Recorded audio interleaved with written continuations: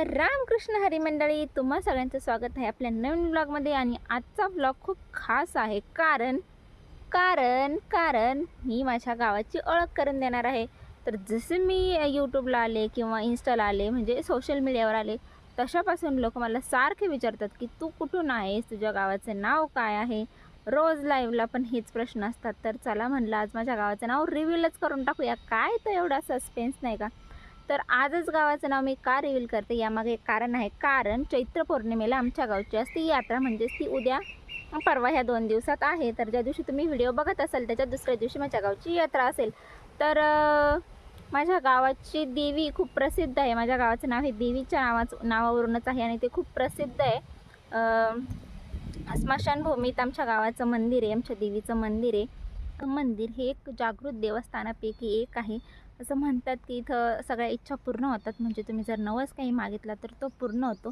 पण म्हणजे नवस करतात, जर मूल होत नसेल तर नवस करतात किंवा काही कौल मागितला जातो एक मी हे करू का ते करू का, असं जेव्हा करायचं असतं तेव्हा आमच्या इथं देवीचा कौल घेतला जातो। तर अशा खूप साऱ्या आख्यायिका पण आहेत ज्या की तुम्ही म्हणाल काय एवढा सस्पेन्स क्रिएट करते, सांग की तुझ्या गावाचं नाव काय आहे। मागासपासून आमचं गाव तसं चाललंय। तर चला तुम्हाला म्हणजे सांगण्यापेक्षा चला तुम्हाला दाखवतेच ना माझं गाव। चला आपण एक फेरफटका मारूया माझ्या गावात। पुणे जिल्ह्यातला शिरूर तालुका आणि शिरूर तालुक्यातलं कानूर मेसई हे माझं गाव। या आहे आमच्या गावाची वेस। जसं मी सांगितलं आमची देवी स्मशानभूमीत राहते, त्यामुळे मंदिर हे गावाच्या शेवटी आणि स्मशानभूमीतच आहे, हे मी तुम्हाला पुढे दाखवेल। देवी ही स्मशानभूमीत राहते म्हणून तिला स्मशान निवासिनी असं सुद्धा म्हटलं जातं। देवी स्मशानभूमीतच का राहते याचं थोडक्यात एक्सप्लेनेशन मी देते। मेसई देवी ही माता कालिकाचा अवतार आहे। ज्यावेळी आई अंबाबाई, माहूरगडची रेणुका अशा सर्व देवता एकत्र होत्या, तेव्हा त्यांनी वेगवेगळे गड गावांची निवड केली। तेव्हा कालीचा अवतार असलेल्या मेसई देवीने सर्व भगिनींना विचारलं की देवतांनो मी कुठे जाऊ। त्यावर गमतीने सर्व देव्यांनी तू मसनात जा, म्हणजे स्मशानात, आणि त्यावरच सर्व देवतांचा आदर ठेवून देवी खरोखर स्मशानभूमीत जाणेच निवडले। नाशिकवरून देवी वाटचाल करत येत होती तेव्हा लमानी समाजाच्या तांड्याने तिला पुण्यापर्यंत आणलं। त्यानंतर एका माळ्याला देवीने सांगितले की मला कान्होर गावी सोड। अशा रीतीने देवी कान्होर गावात आली आणि स्मशानात राहू लागली आणि तिथेच तिचं छोटंसं मंदिरही बांधलं। आता ते एवढं मोठं आणि सुंदर आहे की तुम्ही बघू शकत असाल व्हिडिओमध्ये। आमची देवी ही मराठ्यांची नाही आहे, म्हणजे मराठी लोक ही तिचे जास्त भाविक भक्त नाही आहेत। ऑब्व्हियसली आमच्या गावातले लोक आहे, आता आमची देवी आहे म्हटल्यानंतर आमच्या गावातले लोक आहेत, तर पण बाहेरची जी येणारी लोक आहेत ती सगळी विविध जाती धर्माची लोक आहेत। आमच्या देवीला येणारी लोक ही मोठ्या प्रमाणात नाशिक मुंबईचे असतात। आता त्यांच्या जाती तर मला नाही सांगता येणार, पण हे 12 बलुतेदार 18 पगड जाती अशा लोकांची आमच्या देवीवर खूप श्रद्धा आहे। आणि तो नवसाला पावते सुद्धा। जसं की मी आधी तुम्हाला सांगितलं होतं, आमच्या देवीचं मंदिर हे एक जागृत देवस्थानापैकी एक आहे आणि आमच्या आजूबाजूच्या परिसरात म्हणजे पंचक्रोशीतही आमचं देवीचं मंदिर खूप प्रसिद्ध आहे। आजूबाजूचे लोक सुद्धा खूपच असतात।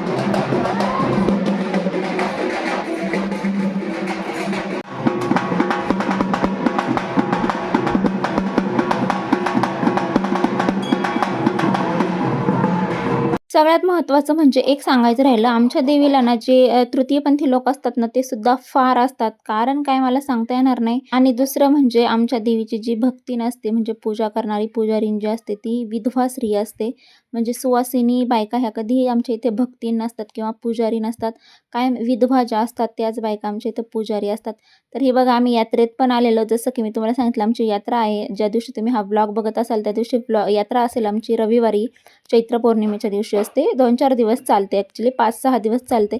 तर ही बघा यात्रेच्या दोन्ही साईडनी ही दुकानं वगैरे लागलेले आहेत। आम्ही खूप खरेदी वगैरे पण केली। आमच्या गावात ही अशी खरेदी यात्रा पाळणं हे फार कमी असतं आणि जास्त लोकांची गर्दी खूपच असते। जी मेन दिवशी असेल इथं फिरायला काय उभं राहायला पण जागा नसते, कारण बाहेरची लोक खूप असतात, ते देवीला नारळ वगैरे हे छास्त असतं। तर व्हिडिओ तेवढाच रेकॉर्ड केला होता, बाकीची खरेदी वगैरे केलेली मी काही जास्त रेकॉर्ड केली नाही। त्याचा शॉर्ट मी बनवलाय, तो तुम्हाला दाखवेल। तर मी माहिती सांगत होते की आमच्या गावची यात्रा ही अशी खाण्यासाठी, खरेदी करण्यासाठी, फिरण्यासाठी जास्त नसते। आमच्या गावाला लोक ही जास्त बाहेरची लोक खूप असतात, जसं की मी सांगितलं नाशिक मुंबई ह्या साईडची लोक। कास्ट मला त्यांची सांगता येणार नाही आणि त्यात डझंट मॅटर असं मला वाटतं, पण हो ती लोक फार जास्त असतात आमच्या गावाला। मग गावात तेवढी दुकानं नसतात किंवा बाकीच्या गोष्टींनी गावात गर्दी अजिबात नसते। आमच्या गावात गर्दी असते ती माणसांनी, लिटरली एवढी माणसं असतात ना की आमच्या लोकांची यात्रा ही पहिल्या दिवशी आधीच आम्ही करून घेतो। पौर्णिमेच्या दिवशी आमचे दंडवट, नारळ फोडणं, सुवासिनी पाया पडणं हे असतं। दंडवट असतात, म्हणजे असं दंडवट माहीतच असेल तुम्हाला, मोस्ट ऑफ लोकांना असतात खूप जणांकडे।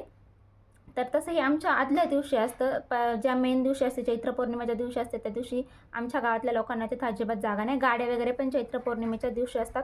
त्याचा घाट मी तुम्हाला दाखवले की नाही माहिती नाही. मी चेक करते, बहुतेक मी दाखवलं आहे, कारण तिथंच घाट आहे, स्मशानभूमीच्या शेजारी घाट आहे. तर तिथं असते आणि बाकी बाहेरची लोकं खूप असतात. ते त्यांचे नवस वगैरे असतात, ते पूर्ण करण्यासाठी आलेले असतात किंवा काही ज्यांना नवस मागायचा असतो ती असतात.